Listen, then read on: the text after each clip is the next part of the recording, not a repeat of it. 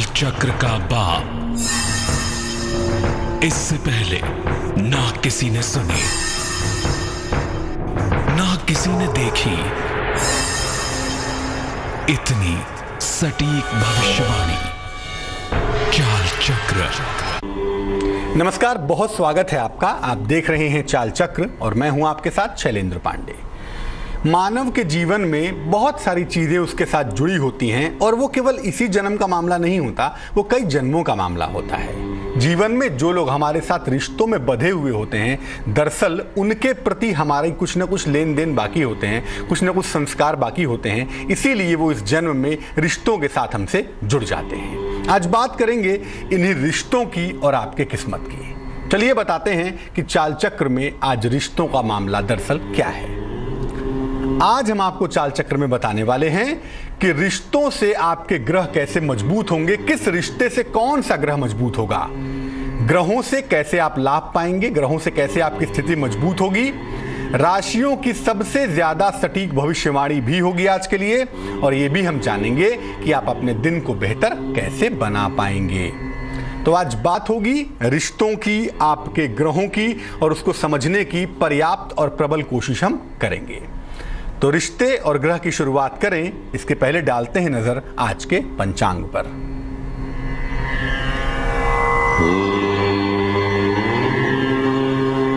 आज तिथि है फाल्गुन कृष्ण पक्ष की अष्टमी तिथि। आज का नक्षत्र होगा ज्येष्ठा नक्षत्र, मूल संज्ञक नक्षत्र है, तेज नक्षत्र मानते हैं इसको। चंद्रमा वृश्चिक राशि में संचरण करेंगे, चंद्रमा जल तत्व की राशि में रहेंगे, चंद्रमा नीचस्थ रहेंगे, और चंद्रमा की इसी पोजीशन के आधार पर और ज्येष्ठा नक्षत्र की गणना के आधार पर हम एक अनुमान लगाएंगे कि आपका दिन कैसा जाने वाला है। राहु काल का समय दोपहर 12 बजे से 1:30 तक, लेकिन याद रखिए अगर ईश्वर की उपासना करनी है तो राहु काल का कोई मतलब नहीं होता। और दिशाशूल होगी उत्तर दिशा, उत्तर दिशा की तरफ यात्रा करने की सामान्यतः आज मनाही है, लेकिन अगर यात्रा करना जरूरी है, मजबूरी है आपके लिए, तो हरी चीज का सेवन करके, हरा पदार्थ खाकर और भगवान का स्मरण करके अगर आप यात्रा की शुरुआत करेंगे तो मुश्किल से बचे रहेंगे। जीवन में ईश्वर ने बहुत सोच समझकर हमारे साथ रिश्तों को जोड़ा है। जैसे जैसे हम अपनी जिम्मेदारियों को निभाते जाते हैं, जैसे जैसे हम अपनी लायबिलिटीज को पूरा करते जाते हैं, वैसे वैसे रिश्ते हमारे साथ जुड़ते जाते हैं, प्रगाढ़ होते जाते हैं। अलग अलग ग्रहों के साथ अलग अलग रिश्ते भी जुड़े हुए हैं, और ज्योतिष शास्त्र में इसके लिए बाकायदा एक अभ्यास बताया गया, ग्रहों का तरीका बताया गया कि किस ग्रह का क्या नेचर होता है और किस ग्रह से कौन सा रिश्ता जुड़ा हुआ है। यानी अगर आप उस खास रिश्ते को बेहतर कर लें, उस खास रिश्ते को पकड़ लें, तो आपका ग्रह मजबूत हो जाएगा।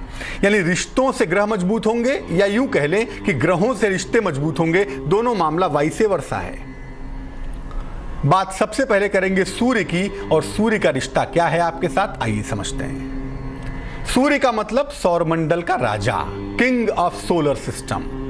सौरमंडल का राजा सूर्य है, और सूर्य अगर आपकी कुंडली में ठीक होता है तो सूर्य से आपको अच्छा स्वास्थ्य मिलता है, आपको नाम और यश मिलता है, और आपको राज्य सुख मिलता है। यानी आप ताकत की स्थिति में आ जाते हैं, आप पावरफुल कंडीशन में दिखाई देते हैं। सूर्य कमजोर हो जाए तो हड्डी की समस्या और हृदय की समस्या हो जाती है। सूर्य के कमजोर होने से हड्डियां विशेष रूप से कमजोर हो जाती हैं, आदमी को कमजोरी का अनुभव होता है, और बिना कारण के व्यक्ति को अपयश मिल जाता है, बिना कारण के व्यक्ति डिफेमेशन का, अपमान का, अपयश का शिकार हो जाता है, बिना वजह बदनामी मिल जाती है। इसीलिए लोग कहते हैं कि हाथ में जब सूर्य रेखा अच्छी होती है तो भैया तुम्हें यश मिलेगा, तुम जीवन में आगे जाओगे। ये यश का मामला सूर्य के साथ जोड़कर देखा जाता है। सूर्य से लाभ लेने के लिए अपने पिता का सम्मान जरूर करिए, या यूं हम कह लें कि जिनकी कुंडलियों में सूर्य बेहतर होता है, ऐसे लोगों के साथ पिता के ताल्लुकात बड़े अच्छे होते हैं। लेकिन मान लिया आपका सूर्य चौपट है, तो अपने पिता का सम्मान करिए, पिता की बातें सुनिए, पिता से जबान दराजी मत करिए, उनके साथ झगड़ा लड़ाई मत करिए। अगर आप ऐसा करें, पिता का सम्मान करें, तो देखिए बिना किसी प्रयास के, बिना किसी रत्न और बिना किसी मंत्र के आपका सूर्य मजबूत होना शुरू हो जाएगा। तो पिता का करें सम्मान और सूर्य को करें बलवान। बात आगे चंद्रमा की। सौर मंडल का जो दूसरा राजा है, the second king is moon. बहुत जगहों पे इसको रानी भी कहते हैं, क्वीन भी कहते हैं। चंद्रमा मनसो जायतः, चंद्रमा मन का अधिपति है। चंद्रमा से लोकप्रियता मिलती है व्यक्ति को, व्यक्ति लोकप्रिय होता है, लोगों के बीच में उसकी अच्छी पहचान होती है, अच्छी पैठ होती है, लोग समझ पाते हैं कि वो व्यक्ति कितना ईमानदार है, कितना अच्छा है।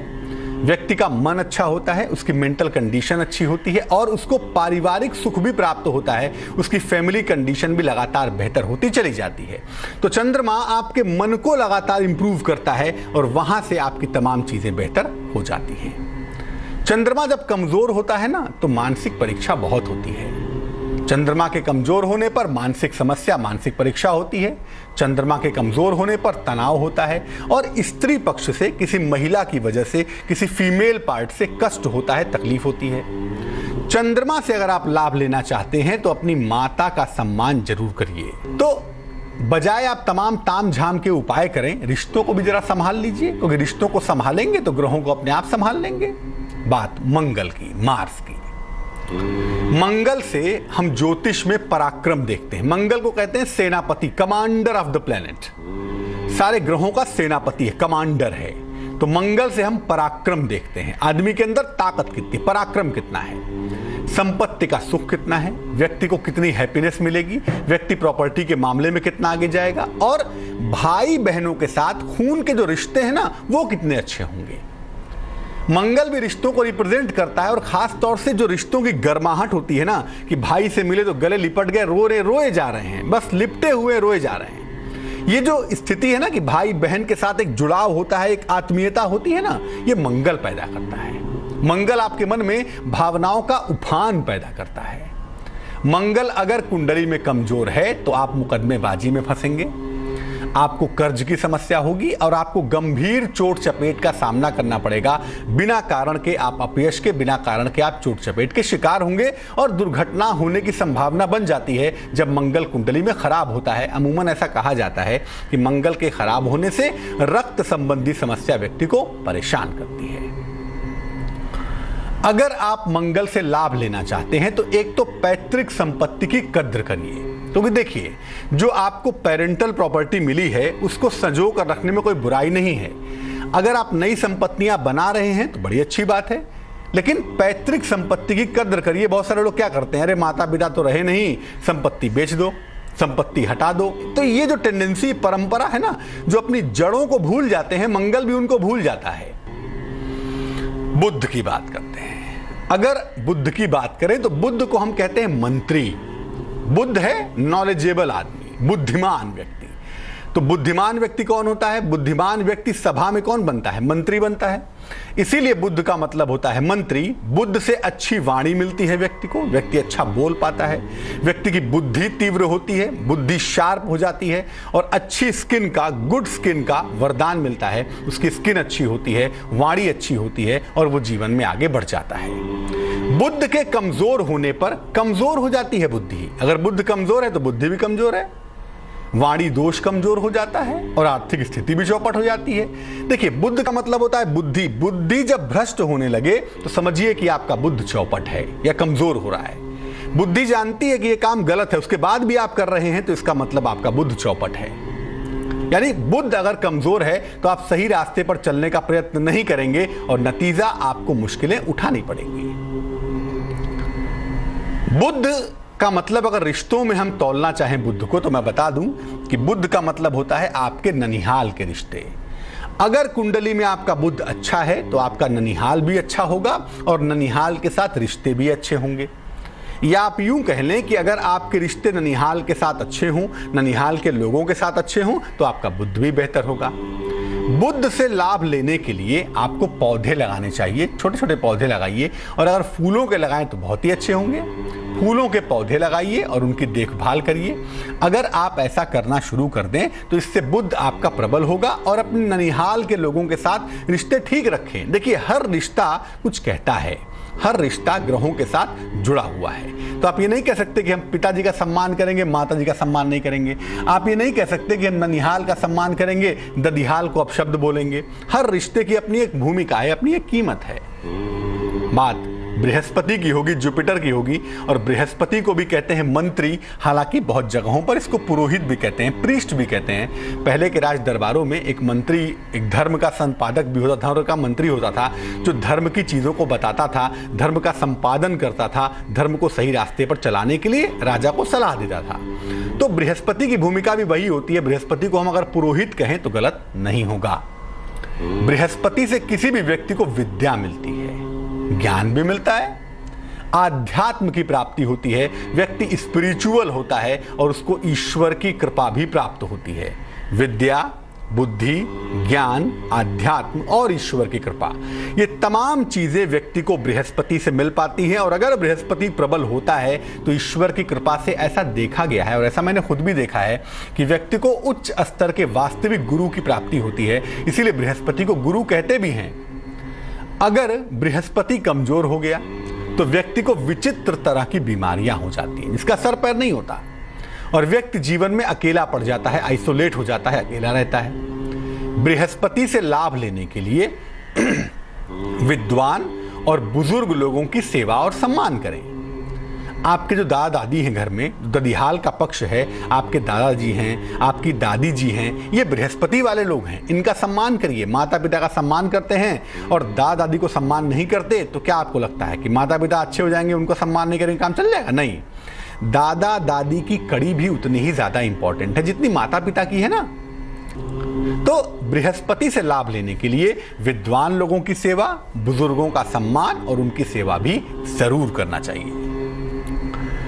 शुक्र की बात करेंगे। शुक्र का संबंध वैसे तो रिश्तों से कुछ खास नहीं होता, लेकिन शुक्र का मतलब होता है कि भौतिक सुख जो है, फिजिकल जो हार्मनी है, वो कैसे मिलेगी। बढ़िया एसी में सो रहे हैं, बढ़िया पलंग पे सो रहे हैं, बढ़िया गाड़ी से घूम रहे हैं, हवाई जहाज में चल रहे हैं, तमाम बढ़िया महंगे भोजन कर रहे हैं, तो ये जो सुख है ना, ये जो हार्मनी है, ये शुक्र से प्रकट होती है। शुक्र से ऐश्वर्य प्रकट होता है, ग्लैमर प्रकट होता है, धन संपदा प्रकट होती है, और शुक्र से ही व्यक्ति के जीवन में दाम्पत्य सुख भी प्रकट होता है। व्यक्ति की मैरिटल हार्मनी, मैरिटल लाइफ बेहतर हो जाती है। अगर शुक्र कमजोर हो तो जीवन में सुख रहता ही नहीं है, व्यक्ति कभी भी आनंद नहीं पा सकता। हालांकि मैं बता दूं, ईश्वर की कृपा हो जाए तो सारे ग्रह भले ही चौपट क्यों ना हो जाए, आनंद तो आपको मिल ही जाएगा। लेकिन ज्योतिष की गणना यह कहती है कि अगर शुक्र कमजोर होगा तो जीवन में सब कुछ होने के बावजूद भी आप सुख नहीं पा सकेंगे, मुश्किल होगी आपको। और शुक्र का संबंध होता है अपोजिट सेक्स से, यानी अगर आप पुरुष हैं तो स्त्रियों से, और अगर आप स्त्री हैं तो पुरुष से। तो अगर आप पुरुष हैं और आपको शुक्र को प्रबल करना है तो महिलाओं का सम्मान करिए। ये नहीं कि आपकी बहन है बहुत सम्मान है, आपकी माँ है बहुत सम्मान है, बाहर की सारी लड़कियां आपके लिए इंटरटेनमेंट का साधन है, ऐसा नहीं। ये पाप है, याद रखिएगा, और हर पाप की कीमत चुकानी पड़ती है, बच नहीं सकते आप। इसीलिए महिलाओं का सम्मान करना सीखिए, उपाय बाद में करिएगा, पहले स्त्रियों का, चाहे वो आपकी कलीग हो, चाहे वो आपकी पड़ोसन हो, चाहे कोई भी महिला, सब महिलाओं के अंदर एक ही एलिमेंट है ना भाई। तो सम्मान सबका करेंगे और अपने आचरण को शुद्ध करेंगे। उसी तरह से महिलाएं भी कोशिश करेंगी, प्रयत्न करेंगी कि पुरुषों का सम्मान करें, क्योंकि देखिए, अगर आप अपने आचरण को बेहतर नहीं करते तो मंत्र जप कर लें, रत्न पहन लें, दुनिया भर के उपाय कर लें, उससे फायदा नहीं होगा।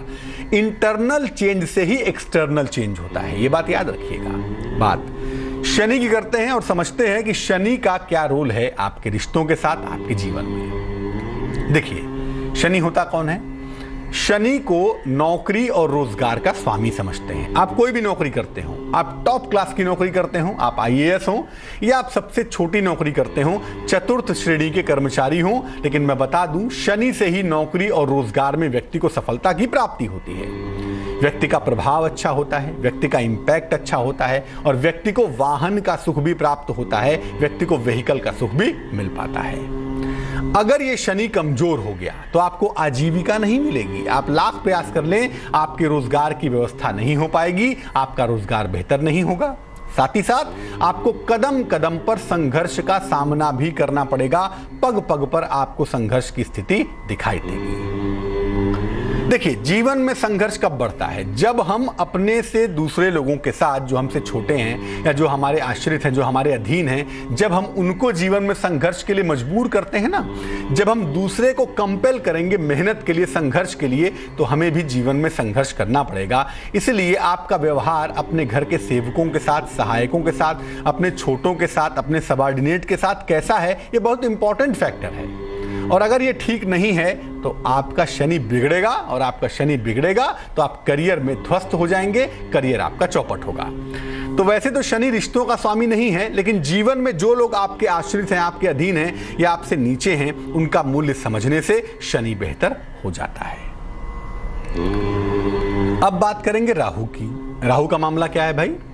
राहु हालांकि किसी रिश्ते का स्वामी नहीं होता, लेकिन राहु से जीवन में राजनीतिक सफलता और फिल्मी दुनिया की सफलता हम देखते हैं। जो लोग राजनीति में सफल होते हैं, दरअसल उसके लिए भी बहुत सारी टैक्टिक्स चाहिए, बहुत सारी चीजें चाहिए, और वो तमाम खुराफाती चीजें राहु प्रदान करता है। इसी तरह से फिल्मी दुनिया में रूप बदलने की जो क्षमता है ना, वो भी राहु ही प्रदान करता है। इसीलिए आकस्मिक सफलता के लिए, फिल्मी दुनिया के लिए और राजनीति के लिए राहु की विशेष आवश्यकता देखी जाती है। हालांकि राहु अगर शुभ परिणाम देता है तो आदमी बहुत मॉरलिस्ट, बहुत नैतिक राजनीतिक होता है। ये स्थिति थोड़ी कमजोर है, लेकिन ऐसा होता है। अगर राहु का दुष्प्रभाव हो तो व्यक्ति को अर्श से फर्श दिख जाता है। राहु से लाभ लेने के लिए देखिए, आपको नशे से बचाव करना होगा। राहु का क्या काम है? राहु आपके नशे को, आहार को अशुद्ध कर देता है। अब आहार का मतलब ये नहीं होता कि केवल खा रहे हैं, जो सोच रहे हैं, जो देख रहे हैं, जो बाहर से चीजें आपके अंदर आ रही है ना, जो सब कुछ आपके अंदर आ रहा है, ये सब कुछ आहार है। आपको इस आहार को दुरुस्त करना होगा।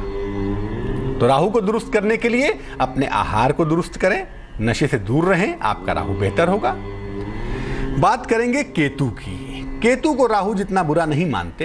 केतु से जीवन में वैराग्य मिलता है व्यक्ति को, ईश्वर की कृपा मिलती है व्यक्ति को, और रहस्यमयी शक्तियां प्राप्त होती हैं। हालांकि ऐसा देखा जाता है कि केतु अगर मजबूत होता है तो व्यक्ति जाने अनजाने ऑकल्ट पावर्स पा जाता है। बुद्धिमान इस शक्ति को छोड़कर ईश्वर को पकड़ लेते हैं, और मूर्ख इस शक्तियों में फंस जाते हैं और ईश्वर को छोड़ देते हैं।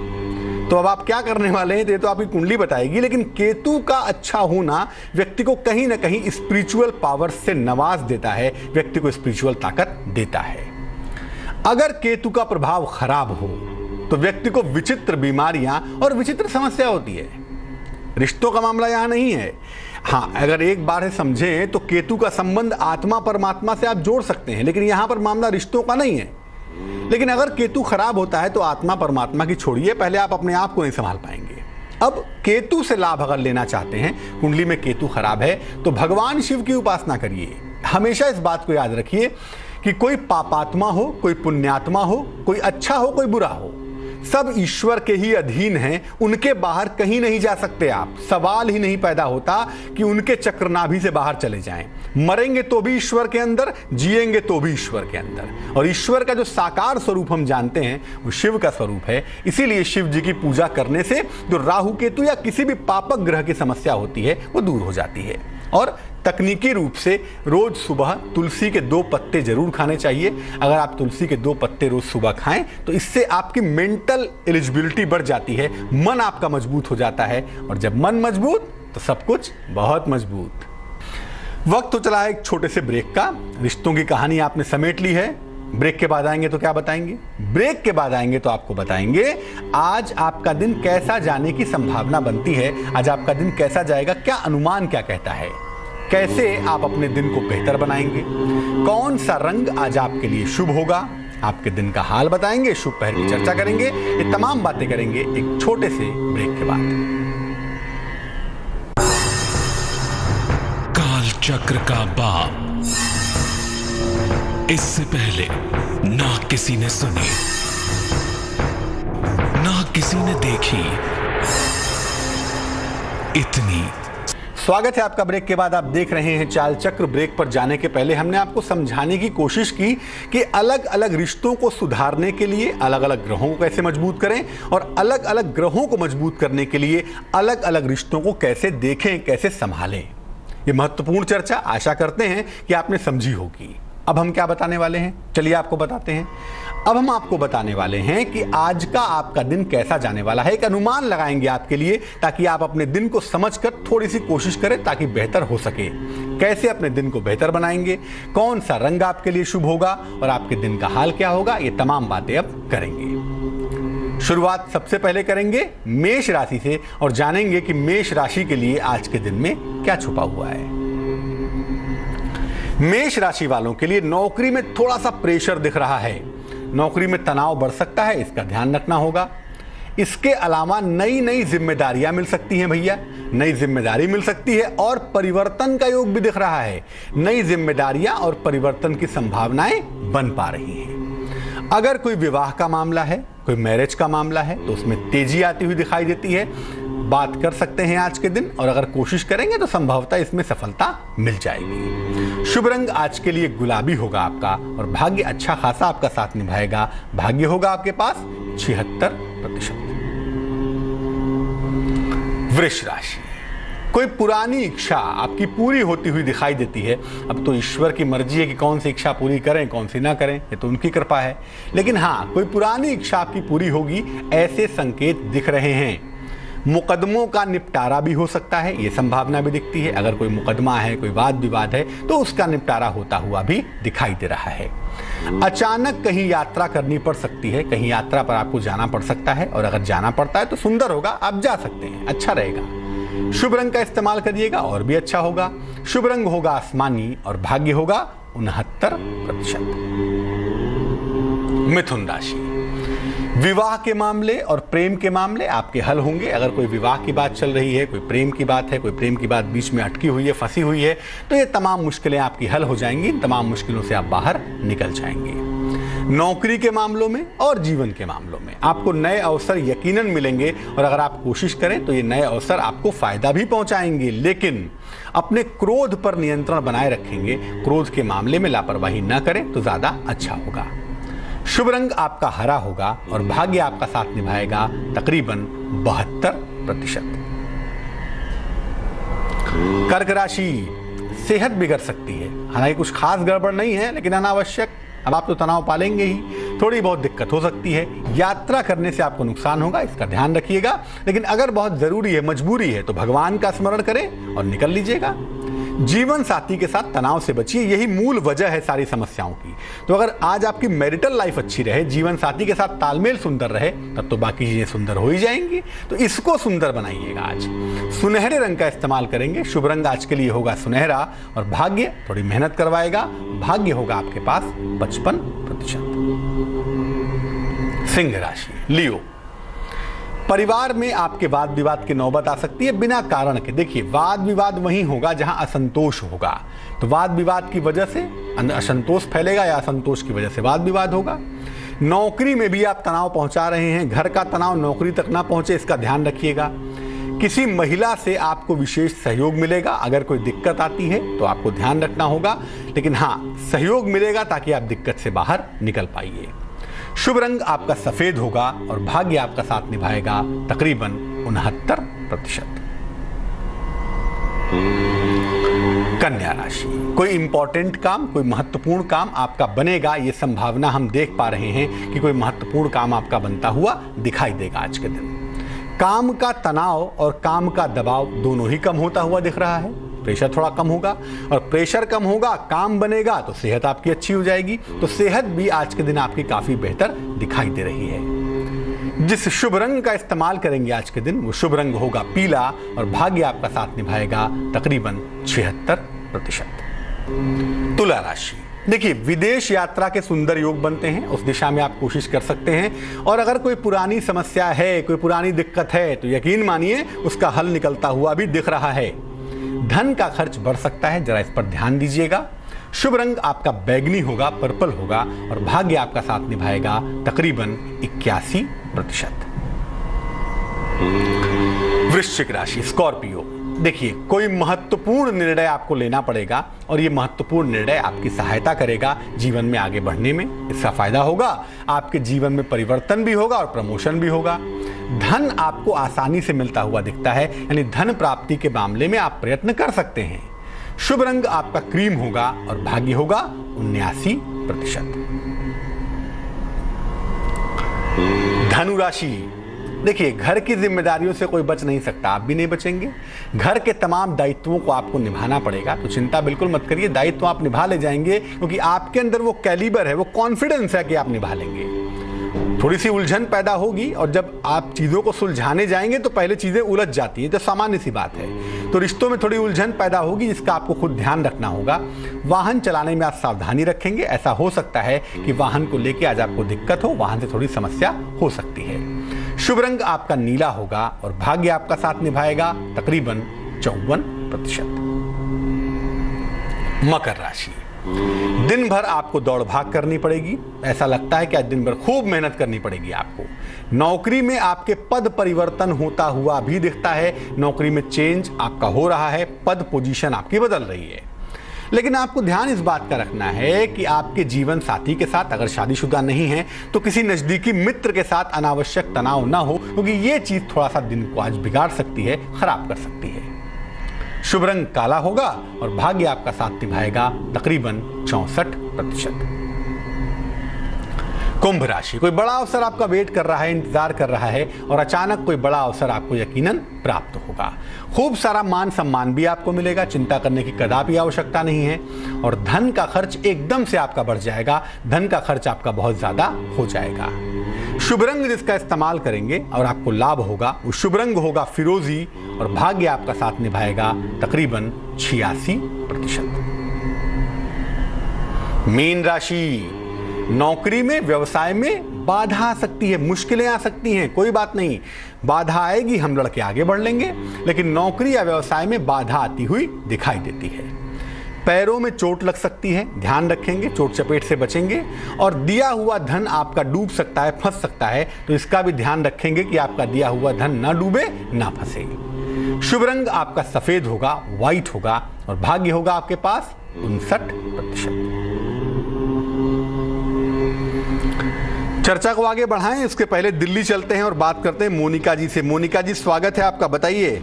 हाँ जी सर, मैं बहुत दिनों से नंबर मिला रही थी सर। मेरा ये सवाल है, मेरी बेटी है एक जी, तो उसकी बर्थ डेट है 1990। तारीख और महीना तो बताइए। तारीख है 18 सितंबर 1990। समय बताइए। समय उसका था 6:50-55 के बीच में। सुबह या शाम? शाम। उसकी शादी में विलंब हो रहा है काफी। पहले ये बताइए जन्म कहाँ हुआ है इनका? दिल्ली में। दिल्ली में। इनका नाम क्या है? अंबिका नाम है वैसे। क्या नाम है? अंबिका बोलते हैं। अंबिका। हाँ, अब पूछिए क्या प्रश्न है?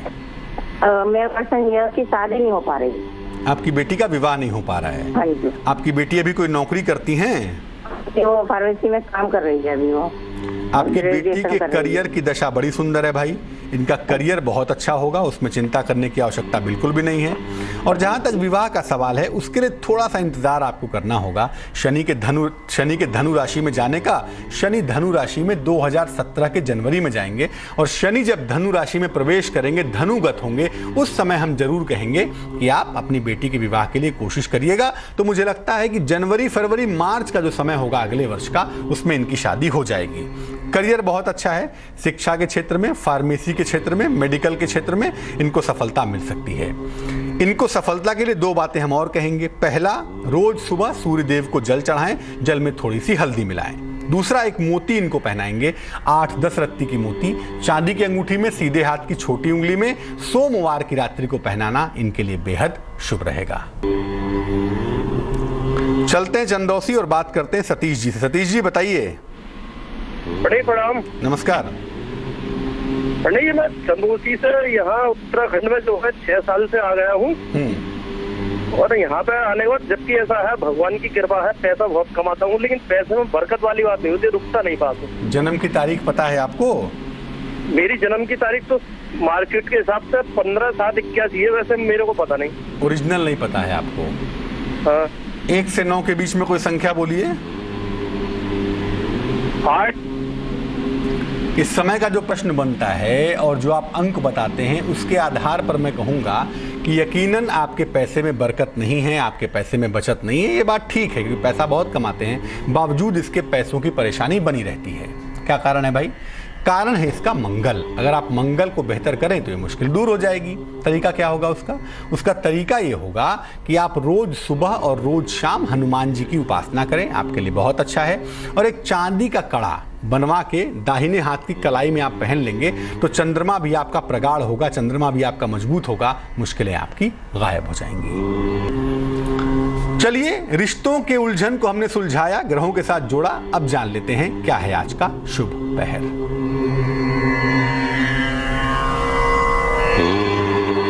आज का शुभ पहर होगा शाम को 6 बजे से 7:30 तक। शुभ पहर आज का होगा शाम को 6 बजे से 7:30 तक। क्या करेंगे? इस समय में भगवान कृष्ण को गोपी चंदन लगाएंगे। भगवान के चरणों में लगाएं या उनके मस्तक पर लगाएं। अपनी समस्याएं उन्हें बताएं, उससे लाभ होगा। एक बात छोटी सी बता दूं चलते चलते कि जब आप इस भाव से लगाएंगे ना कि वो वास्तव में कृष्ण है, तो यकीनन वो कृष्ण तक पहुंचेगा। उसका कारण ये है कि एक व्यक्ति ने भगवान कृष्ण को ऊपर पहुंचा दिया, मतलब उनको ऊपर अलमारी पर रख दिया और नीचे अगरबत्ती जलाने लगा। उसके मन में यह भाव आया कि भैया अगरबत्ती जला रहे हैं, कमरे में बहुत सफोकेशन हो रहा है, भगवान कृष्ण को भी सफोकेशन होगा। वो तुरंत ऊपर चढ़ा और उसने भगवान कृष्ण की नाक पकड़ने का प्रयास किया। भगवान ने उसका हाथ पकड़ लिया। उन्होंने कहा कि अरे तुम अगरबत्ती जलाते हो, उससे सफोकेशन होता है। तो उसने कहा कि अरे आज तक क्यों नहीं निकले बाहर? तो उसने कहा कि भैया आज तक तुम्हारे मन में ये भाव कहाँ आया कि कृष्ण की मूर्ति नहीं है बल्कि स्वयं कृष्ण है। तो जब इस भाव से उनकी पूजा करेंगे ना कि कृष्ण कृष्ण है, तो यकीनन ये चंदन अर्पण करना ही आपकी प्रार्थना को प्रभावशाली बना देगा। तो आज के लिए चाल चक्र में बस इतना ही। मुझे दीजिए इजाजत, लेकिन आगे रिश्तों को जरूर समझिए, रिश्तों को परखिए और देखिए रिश्तों की कहानी संजय सिन्हा के साथ। नमस्कार। सगम मनी पमग नी पमग सनी पमनी सपस। जहाँ तक याद आती रहेगी।